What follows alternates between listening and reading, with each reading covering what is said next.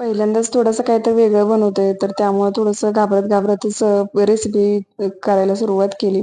तर सगळ्यात पहिले इथं ब्रॉकोली कट करून घेतली आणि थोडीशी शिजवायला ठेवली आहे. फक्त बॉईल करून घ्यायची एक 5 मिनिटं आणि ते हे टोफू घेतले, ते पण स्वच्छ धुवून घेतलं आणि व्यवस्थित बॉईल करायला ठेवलं. 5-5 मिनिटं दोन्ही फक्त असं उकडून शिजवून घेतलं स्टीम करून.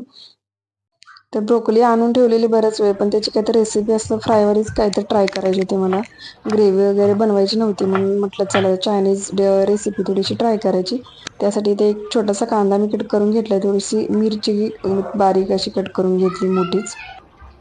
थोडंसं पॅनमध्ये तेल टाकलं, जास्त तेल शक्यतो टाकायचंच नाही चायनीज रेसिपीला. आता थोडंसं ह्याच्यात आलं, लसूण बारीक केलेला व्यवस्थित फ्राय करून घेतला. त्यानंतर लगेच कांदा आणि मिरची घालून घेतली. कांदा पण चांगला असा फ्राय केला 1-2-3 मिनिटं आणि आता लगेच त्याच्यात ब्रोकोली आणि टोफू घालून घेतले.